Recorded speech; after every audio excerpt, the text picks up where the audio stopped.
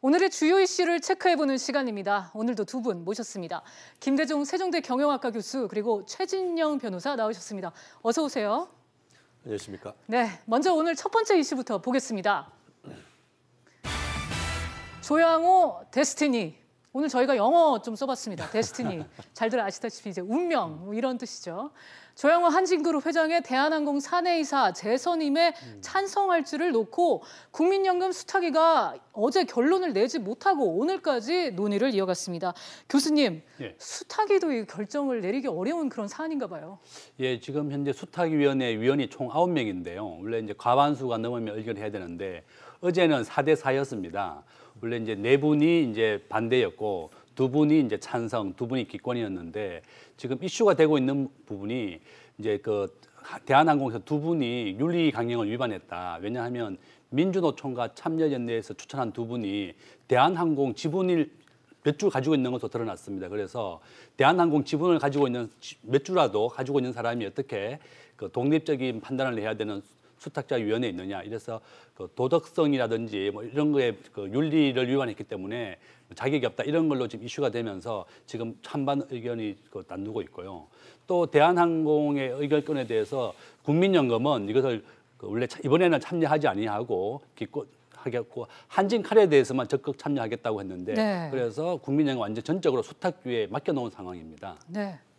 변호사님, 이 국민연금이 현대 엘리베이터 현정훈 회장의 사내이사 선임과 관련해서는 기권표를 던진 바가 있지 않습니까? 그렇습니다. 지금 조 회장의 상황도 지금 비슷한가요? 그렇습니다. 적어도 현재 상황은 상당히 비슷한 것 같습니다. 그런데 지금 말씀하신 것처럼 그 현대 엘리베이터의 현정훈 회장 같은 경우에는 하늘과 땅을 오가고 있는데요. 2016년 같은 경우에도 사내이사에 대해서 선임됐을 때 그때 같은 경우에는 국민연금에서 찬성 의견을 냈었습니다. 그런데 지금 이제 한 3년, 4년 지난 이 시점에서 문제가 됐는데 왜 문제가 됐냐 하면은 아시다시피 현정훈 회장 같은 경우에 현재 서울중앙지검에서 배임 횡령으로 지금 수사를 받고 있습니다. 그러다 보니까 그 부분에 대해서 과연 그 이사로 재선임하는 것이 합당한가 이 이슈가 있었었는데 결국 내부 조율 끝에 기권으로 가닥을 잡았습니다.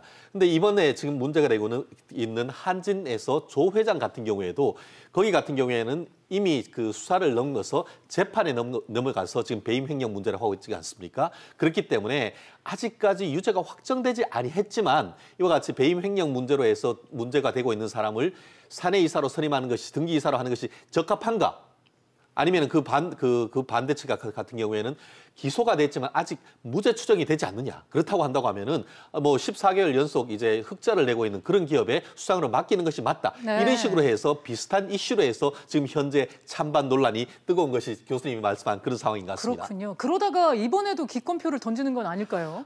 현재로서는 어떻게 단정할 수는 없을 것 같은데요. 네. 다만 올해 1월 같은 경우에 그 박능우 보건복지부 장관 같은 경우에는 찬반 어느 측 한 손을 들어주기는 어렵다라는 그런 어떤 의견을 밝혔는 점이 있기 때문에 현정훈 회장과 유사한 결론이 나올 가능성도 상당히 예측되고 있는 부분이 하나인 것 같습니다. 네, 교수님 대한항공 주총이 이제 당장 내일인데 어떻게 전망하십니까?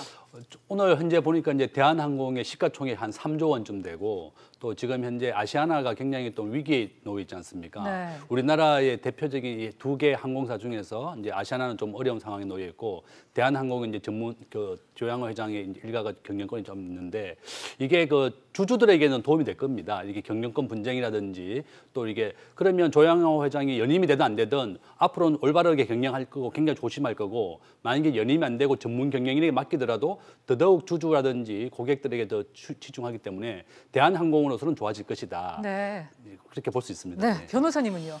좀 조심스러운데요. 쉽게 말하면은 정말 오너가 어떻게 보면은 그 등기이사에 선임이 되지 않는다고 하면은 형식적으로 봤을 때에 어떻게 보면 경영권을 박탈하는 것이 아닌가 그런 논란이 있습니다. 그렇기 때문에 그런 논란이 있기 때문에 만약 이 부분에 대해서 그 반대쪽에 어떻게 보면 그 국민연금에 손을 들어주면은 사실 이 문제가 경제권을 넘어서 정치권의 이슈로 비화해 그럴 가능성이 적지 않은 그런 것 같습니다. 결국 이런 부분을 종합적으로 고려해서 판단할 것 같은데 제가 봤을 때는 논란은 있겠지만 적어도 지금 어떤 분위기를 봤을 때는 결국 경제를 좀 살리고 기업가에 힘을 실어준다라는 취지로 봤을 때는 어렵지만 연임될 가능성 있지 않을까 저는 봅니다. 그렇군요.